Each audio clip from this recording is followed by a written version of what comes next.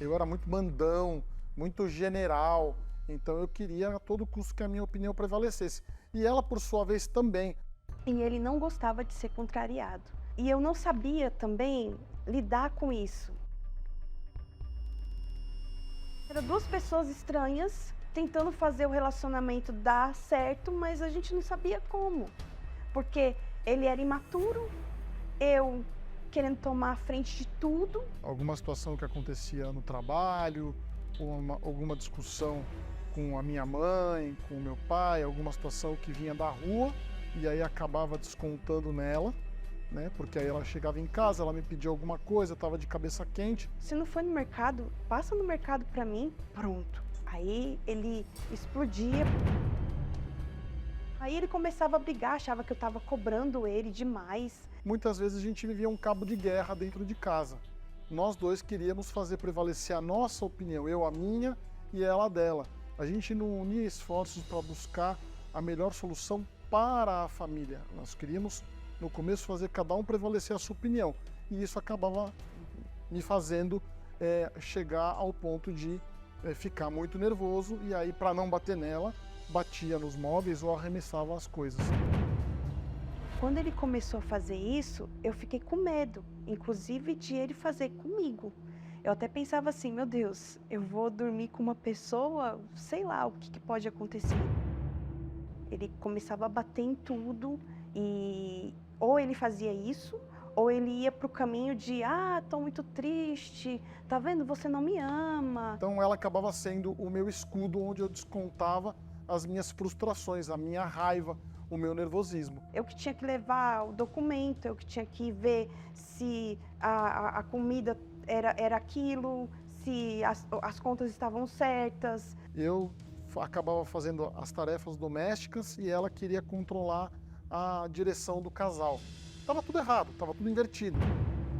Ela era muito também de tomar a frente, de querer resolver as situações. Eu tomava frente porque ele demorava muito nas decisões. Ele demorava, ele era indeciso, não sabia o que fazer, se a gente ia guardar dinheiro para viajar ou não, se a gente ia comprar algo ou não. E eu sentia que ele não tinha uma direção. E aí eu ficava irritada.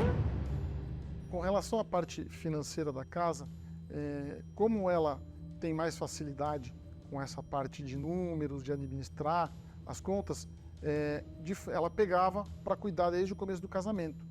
E eu tentava ajudar, mas eu não conseguia. Ele tinha um histórico de ter medo de, ter um problema financeiro, só que assim, ele não tinha controle. E aí eu falava para ele, amor, não gasta com isso, aí ele gastava mais. Aí eu, amor, você gastou. Aí eu ia tentar com calma, com carinho falar com ele, mas ele não gostava de ser contrariado.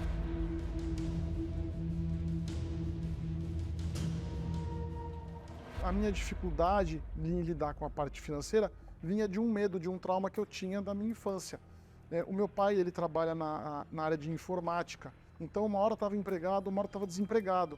E isso gerava um descontrole nas finanças da nossa casa. Como é a minha natureza, eu sou filha mais velha, eu queria tomar de conta, e aí eu destruía tudo, e eu não fazia o meu papel, que era cuidar dele. Também vejo que ela não percebia a minha frustração e não ter ali uma esposa cuidando de mim e cuidando do lar ali no começo de casamento. Os 5 anos de diferença entre nós fez muita diferença, sim, e eu percebi isso quando a gente se casou, que, assim, para mim ele era um menino. Nós casamos, eu tinha 27 anos, ela 32.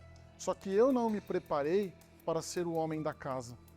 Eu sempre fui muito mimado pela minha família. Eu não me sentia segura no casamento. A gente vivia uma competição, Ninguém cedia, era um querendo achar que estava com a razão e o outro não. Eu também era muito acomodado, eu era muito preguiçoso. Eu, na minha infância, sofri bullying quando eu fui morar no interior com os meus pais e aquilo me traumatizou muito. Eu era uma criança muito extrovertida, eu virei uma pessoa muito introvertida, muito tímida. Eu tinha dificuldade de me relacionar com as pessoas, de falar, de me abrir.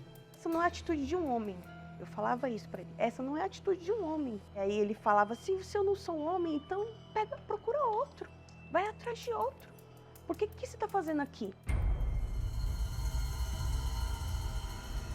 E fiquei muito tempo solteira, eu não procurava relacionamentos, porque eu tinha muito medo de que o que acontecesse com a minha mãe acontecesse comigo. Eu cresci com meu pai bebendo, eu cheguei a ir buscar o meu pai no bar, com a minha mãe, criança, e aí o vício dele progrediu para bingo, vício de jogos. Para mim, os homens, eles eram maus, e por isso eu não confiava muito neles. Mas a carência afetiva estava lá. Quando eu conheci o Fabrício, eu estava no último ano da faculdade, eu sempre fui uma moça que não acreditava muito no amor, assim, não acreditava muito em casamento, dizia que eu não ia me casar.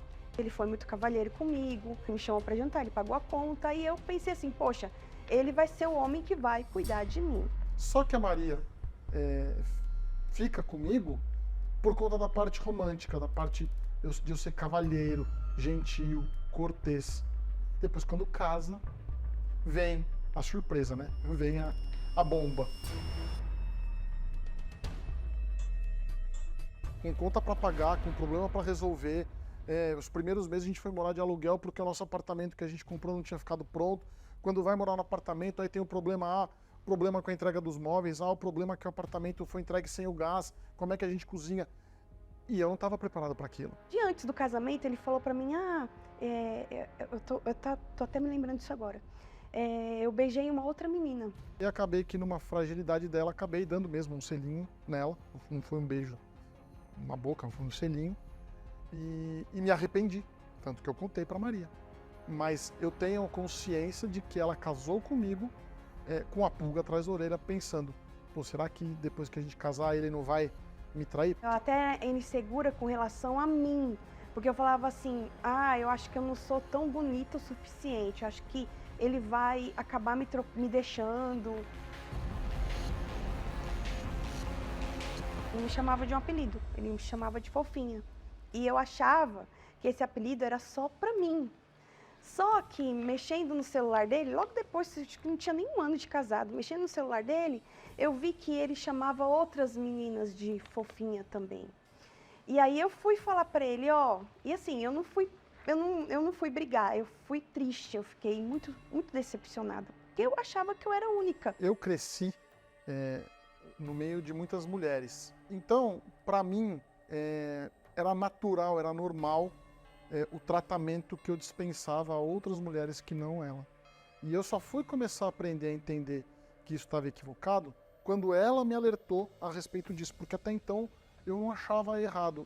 Eu não fui embora porque eu amava ainda, mesmo com tudo isso, e eu acreditava que se não desse certo, eu não ia dar certo com outro. O Miguel, ele nasceu prematuro, né? Ele nasceu com 8 meses, um mês antes do previsto. A bolsa estourou, fomos para a maternidade. E ele nasceu abaixo do peso, que deveria nascer para poder já sair imediatamente. Eu saí do hospital e o meu filho continuou lá, porque ele precisava ficar internado na UTI do neonatal. E aí, nesse momento, eu tinha que ir para o hospital para amamentar o meu filho, né? E quando nós fomos na quinta-feira para pegá-lo, que a gente achava que ele ia ter alta, o pediatra falou, ele não vai ter alta hoje, porque ele teve um episódio de febre durante essas 24 horas. Nós dois ficamos muito frustrados.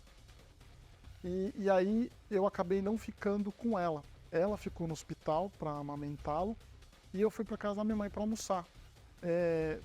Porque eu estava frustrado, assim como ela.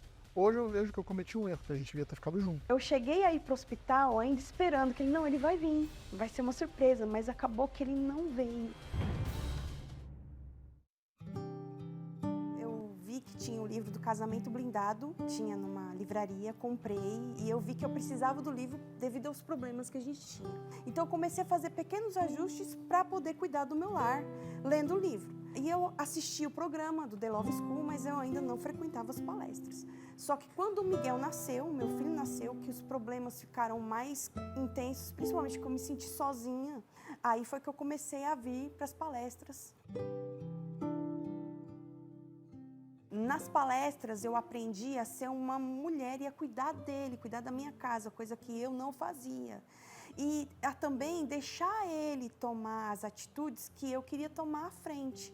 para poder fazer ele ser o homem que eu queria admirar. Eu comecei a ter gosto de cuidar da minha casa, sabe? Deixar tudo arrumadinho para ele chegar, um lugar aconchegante para mim, para o meu filho. Que exemplo de homem que eu queria ser para ele. Mas eu não sabia como. E ela que me mostra o caminho das pedras, que são as palestras. Ela começa a cuidar da casa, passa as obrigações de homem para mim, como deveria ser. Eu no começo me atrapalho um pouco, porque eu não tinha habilidade para lidar com aquilo, mas eu vou aprendendo a lidar e começa a me ajudar, inclusive, nas outras áreas da vida. Eu comecei a ter um marido que cuida de mim. Inclusive, esse ano eu passei por uma doença, eu passei por um câncer de mama e eu nem pedi, nem precisei pedir para ele me acompanhar. Ele mesmo falou assim, não, eu vou com você. E ele esteve presente em todos os momentos, todos os momentos. Assim, um cuidando do outro, sabe? Eu me emociono porque a gente não chorou em nenhum momento. Não. Quando o meu cabelo caiu, a gente fez isso rindo. A gente fez isso no banheiro. Mas, amor, meu cabelo tá caindo, vem aqui. Esse ano foi a nossa prova de fogo com relação ao nosso amor, à nossa cumplicidade. É que a gente realmente aprendeu o caminho do amor inteligente, porque a gente não se desamparou em nenhum momento. Eu não dirigia, eu tinha medo de dirigir e eu procrastinava isso. Hoje eu dirijo, a gente tem o nosso carro. Então tudo ficou leve, porque eu tive como levá-la para todos os tratamentos de quimioterapia, radioterapia, cirurgia foi com tudo. O nosso carro. O Miguel em nenhum momento ficou desamparado, então quando ela precisava ficar em casa repousando e precisava ir buscá-lo na escola, levar para a escola, eu estava lá. E eu não quis a minha mãe, eu não quis outra pessoa, só queria ele. E para nós é emblemático até estar dando aqui esse testemunho hoje, porque nós estamos fazendo 13 anos de casado. Hoje. Então, para nós é muito forte isso, porque hoje nós podemos dizer que somos cúmplices um do outro, companheiro um do outro, testemunha um do outro. Hoje é um casamento de verdade.